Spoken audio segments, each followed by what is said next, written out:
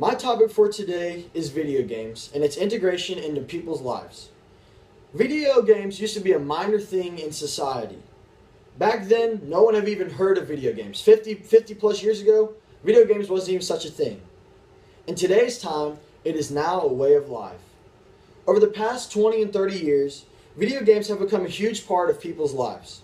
For example, a few weeks ago, hundreds and hundreds of people in Montgomery lined up outside a GameStop right up the road to order the new game NBA 2K16. People are literally camping out so they can be the first to get a video game. That alone speaks for the popularity of video games in today's culture.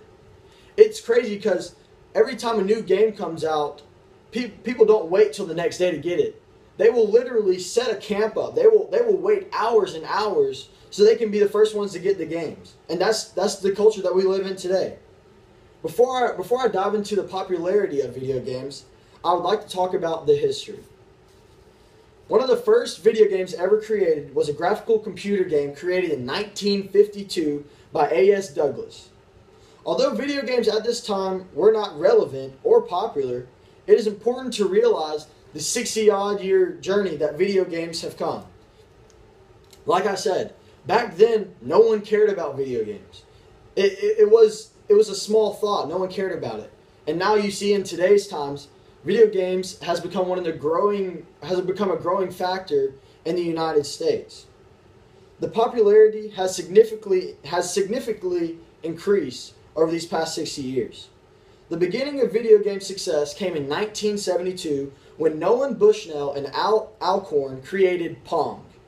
Now, if you've never played a video game, I would almost guarantee that you've at least heard of the game Pong. Pong is a very simple game. It has two lines that go up and down, and they just shoot a ball back and forth. And you have to get it past the other guy's line. The simplicity of the game is insane, but people loved it. And this is in 1970s, just 20 years later after A.S. Douglas created his first video game. Lastly, the big boom for the video game industry is when Nolan Bushnell and Ted Dabney started Atari Computers. Since then, video games have gone uphill ever since. In present time, video games is now more than just a hobby.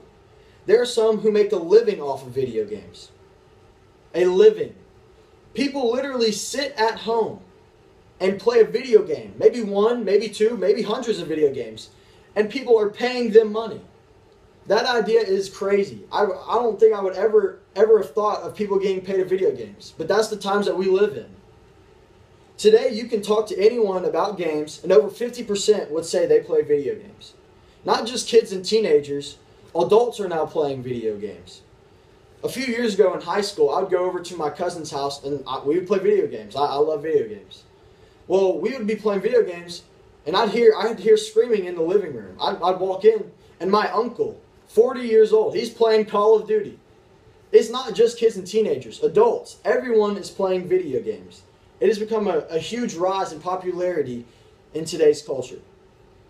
Video games are no longer about few minutes of fun. Now, relationships are being formed around the world through video games. Today in America, if you're playing a game, you can talk to somebody in Asia. You can talk to somebody in Britain. If they can understand you can talk to them. Video games have technologically increased, and it's crazy.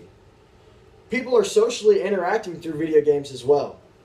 Some people are introverts, meaning they don't like to talk to people. They like to be alone. They get their energy off of being alone. Video games bring the extrovert out of an introvert. Like I said, they can be talking to somebody they've never met, and they're just having a blast talking to them. Video games really brings out the introvert.